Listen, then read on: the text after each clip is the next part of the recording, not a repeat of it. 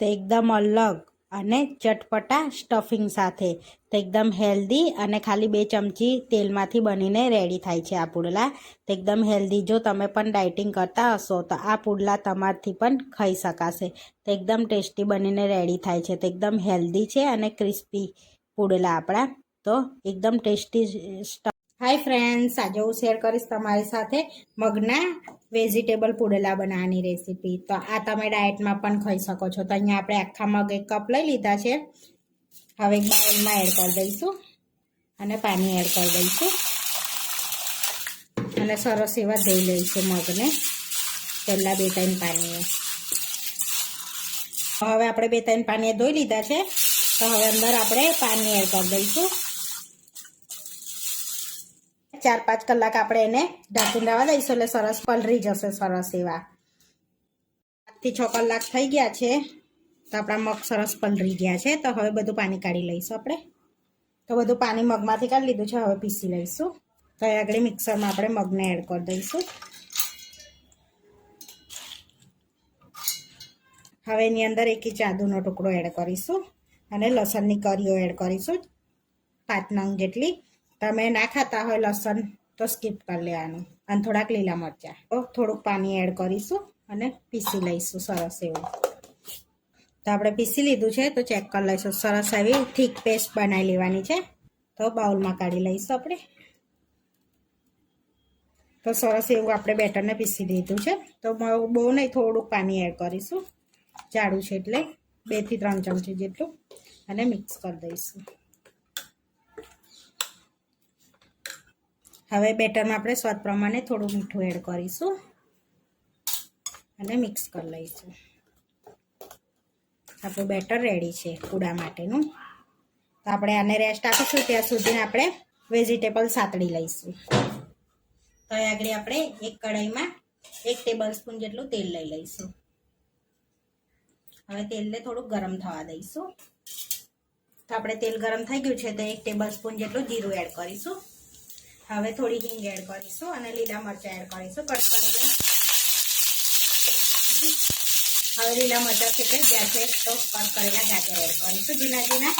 એની અંદર capsicum add કરીશું ઝીણું કટ કરેલું. એક ડુંગળી એડ કરીશું. કોબી એડ કરીશું ઝીણું કટ કરેલું.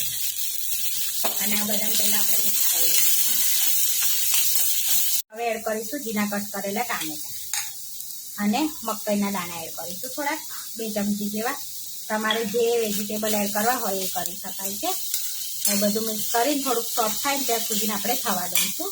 તો સ્વાદ પ્રમાણે મીઠું એડ કરવાનું છે અંદર અને મિક્સ કરી લઈશું. મરી પાવડર એડ કરીશું 1/2 ચમચી. થોડાક ધાણા એડ કરી દઈશું. હવે થોડુંક સોફ્ટ થવા દઈશું આપણે 10 મિનિટ જેવું થવા દઈશું મિક્સ કરી. તો 10 મિનિટ થઈ ગયા છે. તો આપણું શાક અને સોફ્ટ થઈ ગયું છે. આપણું શાક સરસ એવું જોઈ શકો છો. તમે આની અંદર ચીઝ યા પનીર પણ નાખી શકો છો ખાવું હોય તો. આગળ પનીર મારે પતી ગયું છે એટલે મેં સ્કીપ કર્યું છે. હવે થોડીક વાર આપણે ઠંડુ થવા દઈશું જેથી આપણા પૂડા ક્રિસ્પી થાય તો ઢીલા ના થઈ જાય. આપણા પુડલા ક્રિસ્પી થાય એના માટે આપણે 2 ચમચી ચોખાનો લોટ એડ કરીશું. તમે બેસન બી કરી શકો છો એડ, યા પછી રવો પણ એડ કરી શકાય છે. હવે મિક્સ કરી લઈશું. આપણું એકદમ પરફેક્ટ બેટર રેડી છે. જોઈ શકો છો આ રીતનું રાખવાનું છે. હવે આપણે પુડલા ઉતાર લઈશું. તો અહીંયા નોનસ્ટિકનો તવો લઈ લીધો છે. તો તવાને ગરમ થવા દઈશું આપણે. તો આપણો તવો ગરમ થઈ ગયો છે. થોડું પાણી એડ કરીને એને સરસ શેકી દઈશું. તેનું ટેમ્પરેચર ઓછું થઈ જશે.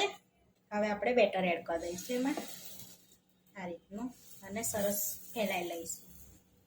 તો આ સમયે ગેસને આપણે એકદમ ધીરો રાખવાનો છે.